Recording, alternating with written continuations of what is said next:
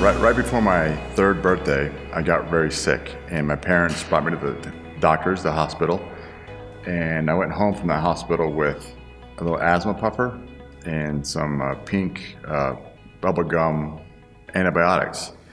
And I'd been diagnosed with asthma, allergies, and bronchitis at the time. And that little asthma inhaler they gave me stayed with me the rest of my life. Well, so I thought. So those little puffers are rescue inhalers, and the average asthmatic, it lasts 4 to 6 months before they have to get a refill at the pharmacy. And when I was 12, I could get through one in 6 to 8 days. So it was 200 puffs. I was constantly going through those things because my asthma was so intense. It was so terrible. And when I did make it to school, at the recess break, the bell would ring, and all my friends would run outside to the playground to play kickball and basketball and go up and down the slides. They'd all run outside and play, and I would run to the nurse's office because that's where my medicine was. And that's always what it was for me. Through everything, I was hospitalized 51 times.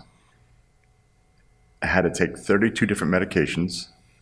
My lungs were in such terrible shape that one actually collapsed, and I had to have 2 surgeries. And a couple times on the way to the hospital, like on the way there, the ambulance wouldn't make it in time, so I had to actually take a helicopter to the hospital because they thought I was going to die. And that was just my life. I didn't know any better. I just thought everybody took medicine and everybody just spent weeks on end at the hospital.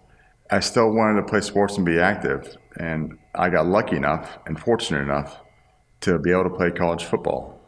And now, don't get me wrong, it was not a walk in the park. I always had to tap out, like tap my helmet and go to the sidelines.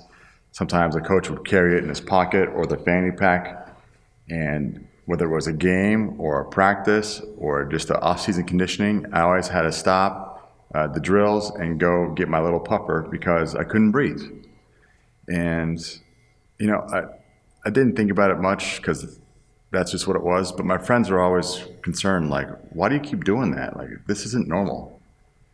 And I always remember waking up in the middle of the night, 5, 6 days a week, even as a kid, gasping for air with my little inhaler on the countertop and reaching for it, hoping it was there so I could breathe a little bit. And, my mom's biggest fear was waking up in the morning and walking into my room and finding me there lifeless because I couldn't find my medicine in the middle of the night.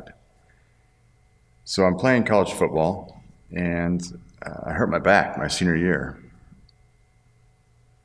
And I tried everything. I tried the painkillers, all these specialists. I went and got these special scans done where they inject you with this dye to look in these areas. And they didn't know, all the medical doctors and orthopedic, they didn't know what to do. They just told me I pulled a muscle. And I know for a fact that if you pull a muscle, you can at least get out of bed. And that was not the case for me at this time. But I had to get back on the field. I was a captain. My teammates needed me. So I went to a chiropractor. And the chiropractor sits me down. The very first visit, we sit down. And he says, "Tim, I see you're here for some back pain." I said, "Yes." And I heard you're the guy. You're going to fix it, right? He says, "No, I don't treat back pain. I don't treat headaches or neck pain or any of those things patients come in with.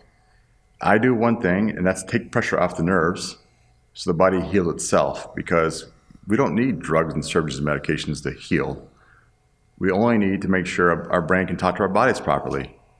And right there, I knew for a fact that he was a crook, that he's lying to me, and this is a giant scam.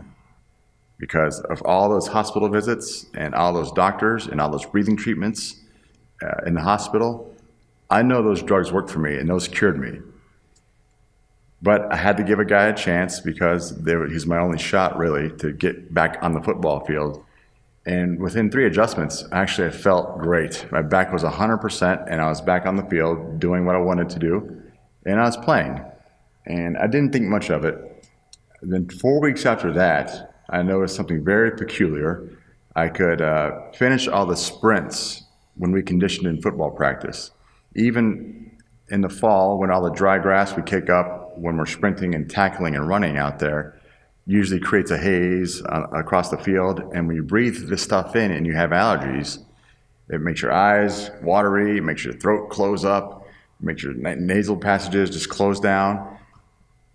But for some reason, I could make it through all the sprints, I could make it through all the practices, and I didn't have to stop for my little puffer, my inhaler. And it's happened a couple days in a row. So I knew something was up, like something's going on here. So I go back to this chiropractor to get my regular adjustments, and I'm laying down, and he's adjusting me, and he says, how's everything going? And I said, Doc, everything's going great. My back's fine.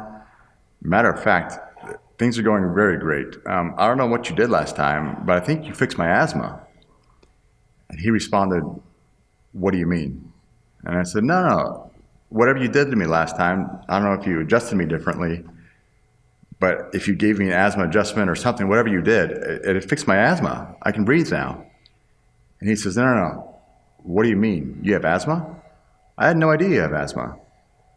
If I don't have any idea you have asthma, how could I treat that with an adjustment? And it was at that moment I realized that all he did was take pressure off my nerve system, and then my body was finally healing itself the way he told me it would the first time I came to the office.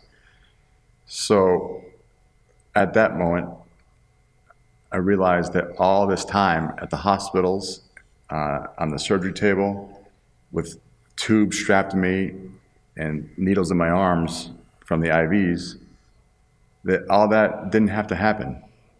And I was a kid, and that I could impact so many more lives if I wasn't a PE teacher, but if I was a chiropractor. So I changed my major and from PE, physical education, to pre-med, and went to 9 more years of college to become a chiropractor, because I know for a fact that power that was inside me all these times, waiting to be unleashed, that healing power, that there's too many kids out there just like I was, sick and suffering. And if that power that was inside of me can be restored by visiting a chiropractor, it is my duty and mission to save as many people as possible so they can live their life on their terms without the drugs and surgeries and medication.